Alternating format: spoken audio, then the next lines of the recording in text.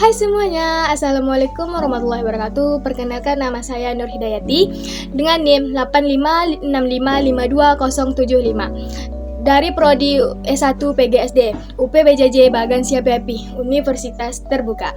Nah, jadi saya akan menjelaskan pilar-pilar pendidikan dan relevansinya di era digital.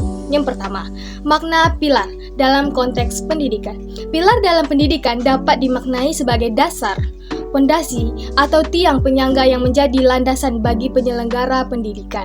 Sebagaimana pilar menopang sebuah bangunan agar tetap kokoh, pilar pendidikan berfungsi sebagai pedoman dalam mencapai tujuan pendidikan.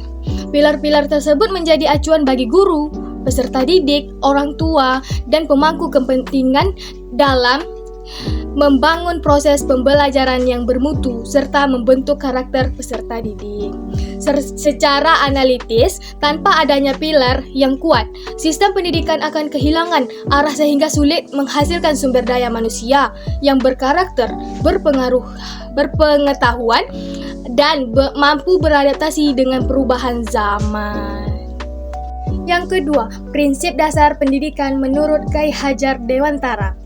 Yang pertama, Ing ngarso sung tulodo, artinya di depan memberi teladan, seorang pendidik harus menjadi contoh yang baik dalam sikap, perilaku, dan tindakan sehingga dapat ditiru oleh peserta didik. Yang kedua, Ing madia mangung karso, artinya di tengah membangun kemauan atau semangat, guru hadir bersama peserta didik untuk membimbing, memotivasi, dan menciptakan suasana belajar yang aktif, menyenangkan. Yang ketiga, Tut Uri Handayani, artinya di belakang memberi dorongan, guru memberikan kepercayaan kepada peserta didik untuk berkembang secara mandiri, namun tetap memberikan arahan dan dukungan ketika diperlukan. Ketiga prinsip tersebut menunjukkan bahwa pendidikan tidak hanya berfokus pada transfer pengetahuan, tetapi juga pembentukan karakter. Yang ketiga, relevansi dan tantangan penerapan di era digital. Relevansi dalam pembelajaran daring, prinsip Ing Mandia Mangungkarso sangat relevan karena guru perlu menjadi fasilitator yang membangun motivasi belajar peserta didik melalui berbagai platform digital. B. Dalam literasi digital, prinsip Ing Ngarso Sung Tulodo menuntut guru menjadi teladan dalam penggunaan teknologi secara bijak, bertanggung jawab, dan etis sehingga peserta didik mampu memanfaatkan informasi secara kritis. Yang C. Dalam pembentukan karakter, prinsip Tut Uri Handayani mendorong peserta didik untuk belajar mandiri, kreatif, dan bertanggung jawab dalam memanfaatkan teknologi digital.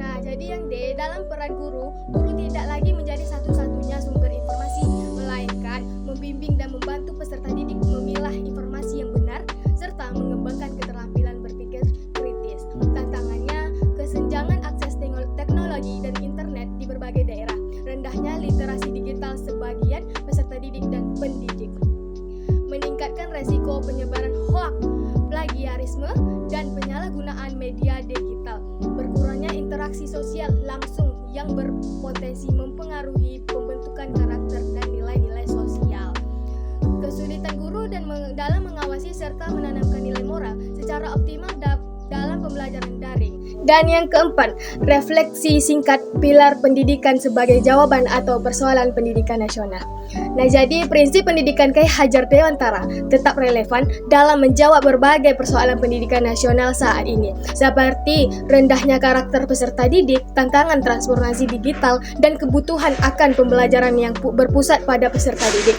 Melalui keteladanan Ing Ngarso Sung Tulodo, guru dapat membentuk karakter yang kuat melalui pendampingan dan motivasi. Ing Madia Mangungkarso, peserta didik terdorong untuk aktif belajar, sementara untuk pemberian kepercayaan Tut Wiri Handayani, peserta didik dapat berkembang menjadi individu yang mandiri, kreatif, dan bertanggung jawab. Dengan demikian, Kyai Hajar Dewantara tidak hanya menjadi warisan pemikiran pendidikan Indonesia, tetapi juga menjadi solusi yang relevan untuk menghadapi tantangan pendidikan di era digital dan mewujudkan generasi yang berkarakter, kompeten, serta adaptif terhadap perkembangan zaman.